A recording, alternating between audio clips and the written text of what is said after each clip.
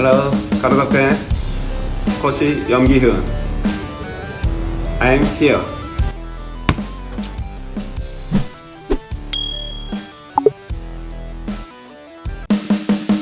Benar-benar nggak ada capeknya Yong Gi-hun terbang ke Eropa cari striker demi timnas Indonesia. Yong Gi-hun, asisten pelatih Sintayong, mengaku akan terbang ke Eropa dalam waktu dekat untuk mencari striker baru yang diharapkan bisa memperkuat lini serang tim Merah Putih. Langkah ini diambil menyusul ketidakpuasan Yong Gi-hun terhadap performa striker lokal yang berlaga di Liga 1. Yong Gi-hun secara terbuka menyatakan performa para penyerang lokal yang dinilainya belum mampu menunjukkan kualitas terbaik di level internasional. Kami terus memantau perkembangan pemain Liga 1, akan tetapi hingga saat ini belum ada striker lokal yang benar-benar memuaskan. Oleh karena itu, saya dan asisten coach Sintayong lainnya akan pergi ke Eropa dan melihat opsi lain yang mungkin bisa membawa dampak positif bagi tim, ujar Yong Gi-hun. Yong Gi-hun menjelaskan bahwa dirinya tidak meremehkan kualitas pemain lokal Liga 1. Yong Gi-hun menegaskan bahwa langkah ini diambil demi kepentingan tim nasional. Meskipun belum mengungkapkan secara rinci siapa saja striker yang menjadi targetnya, Yong Gi-hun menyebut bahwa ia telah mengantongi beberapa nama yang bermain di Liga Top Eropa.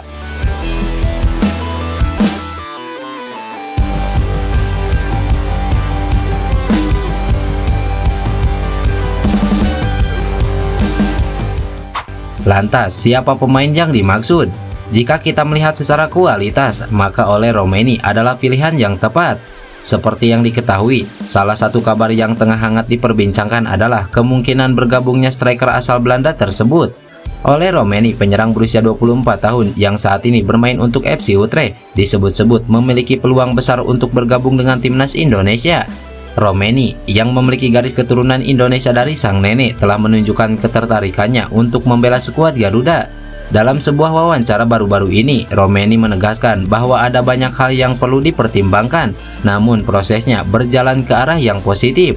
Kabar ini tentu menjadi angin segar bagi timnas Indonesia yang memang sedang membutuhkan tambahan daya gedor di lini depan. Kini, sinyal Ole Roumanie bakal dinaturalisasi semakin kuat setelah akun Instagramnya di-follow Ketua Umum PSSI Erick Thohir. Hal itu bisa dilihat dari akun Instagram Erick Thohir pada Rabu siang tadi. Terlihat Erick Thohir mengikuti penyerang FC Utrecht tersebut, namun Ole Roumanie tampak belum mengikuti balik Erick Thohir. Meski begitu, belum diketahui pasti maksud dari Erick Thohir tersebut. Namun satu hal yang pasti, biasanya pemain yang bakal dinaturalisasi itu berawal dari saling follow akun Instagram dengan Erick Thohir. Kemudian, sang pemain akan datang ke tanah air dan diperkenalkan oleh Erick Thohir melalui unggahan foto berjabat tangan. Tentu, Ole Roumanie adalah penyerang idaman dari pelatih striker Yong Gi-hun, mengingat Ole merupakan goal-getter yang lengkap. Dengan postur tinggi dan insting gol luar biasa, hal ini cukup untuk memikat hati Yong Gi-hun. Menarik dinantikan, akankah Ole Roumanie akan datang ke Indonesia untuk berjabat tangan dengan Erick Thohir?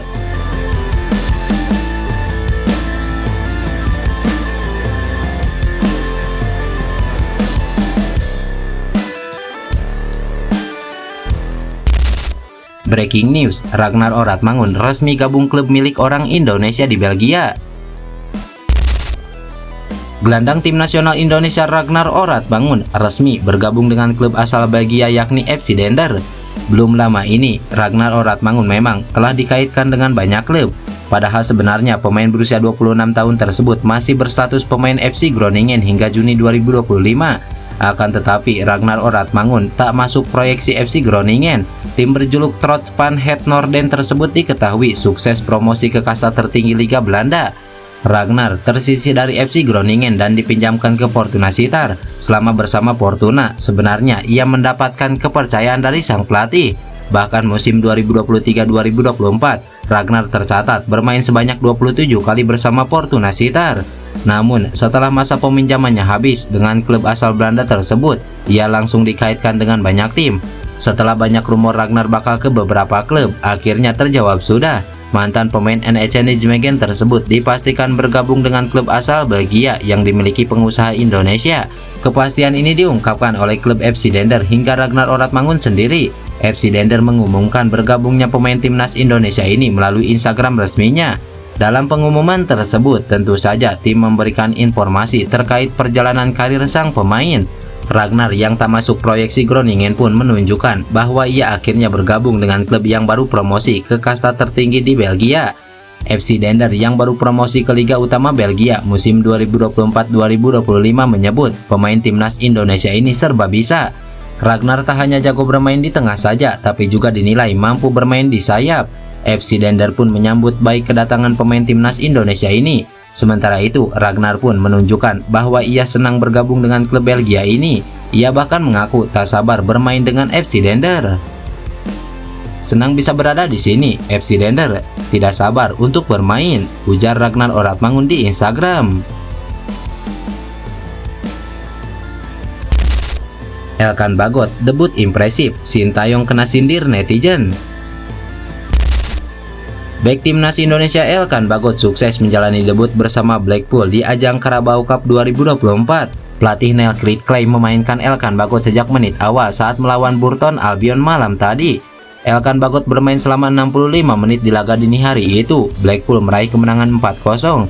Meski hanya bermain 65 menit, penampilan bek timnas Indonesia itu mendapatkan pujian dari salah satu media lokal Inggris, Blackpool GC. Media tersebut memberikan penilaian positif terhadap Elkan Bagot.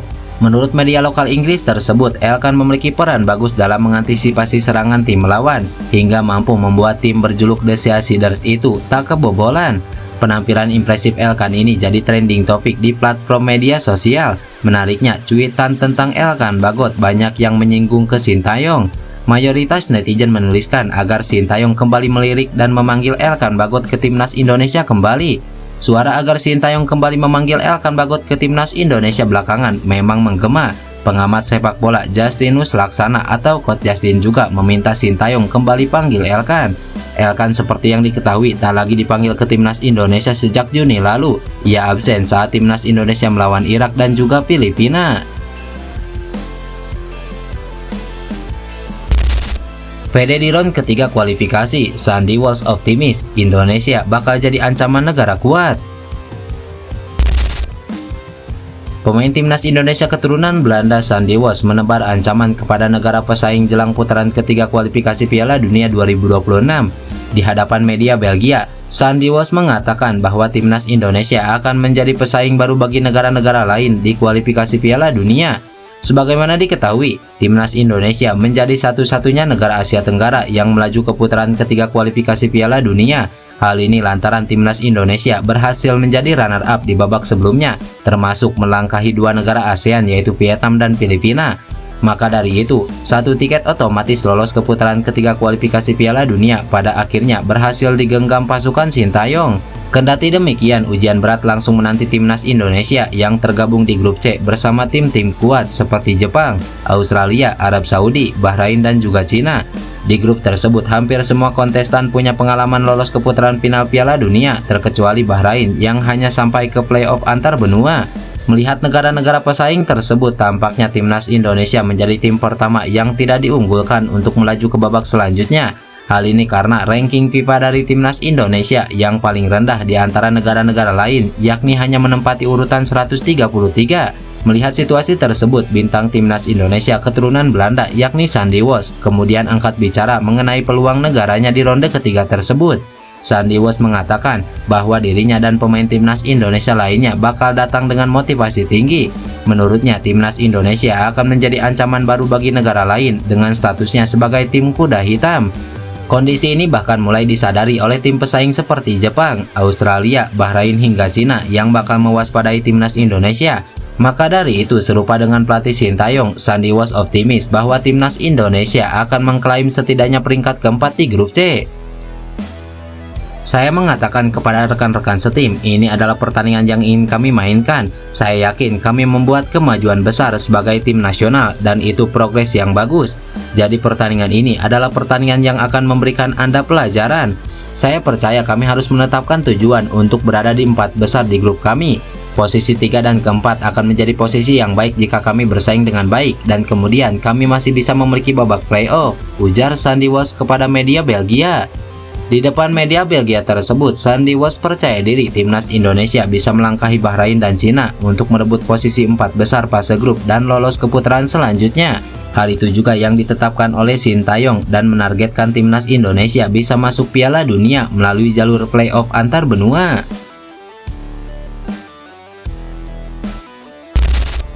Kabar baik, Presiden Joko Widodo pastikan timnas Indonesia akan berlatih di IKN mulai September. Presiden Joko Widodo memastikan timnas Indonesia akan mulai berlatih di Ibu Kota Nusantara mulai September 2024 mendatang. Timnas Indonesia akan berkumpul pada 29 Agustus 2024 untuk persiapan putaran ketiga kualifikasi Piala Dunia 2026 zona Asia. Jokowi menyebut 2 lapangan sepak bola yang akan digunakan skuad Garuda untuk berlatih sudah selesai dibangun. 2 lapangan tersebut terdiri dari 1 rumput sintetis dan satunya lagi menggunakan rumput asli, sedangkan setengah luas lapangan dipakai untuk latihan teknis.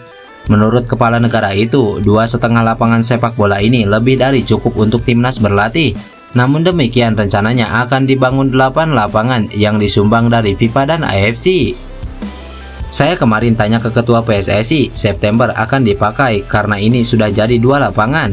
Meskipun nanti rencananya ada 8 lapangan, ini ada yang dari PSSI, dari FIFA, dari AFC, jadi sifatnya sumbangan. Bagus, kata Jokowi. Berdasarkan informasi yang dihimpun, pusat pelatihan sepak bola itu berada di atas lahan seluas 34,5 hektar. Lapangan dalam pusat pelatihan sepak bola tersebut menggunakan rumput alami dan sintetis.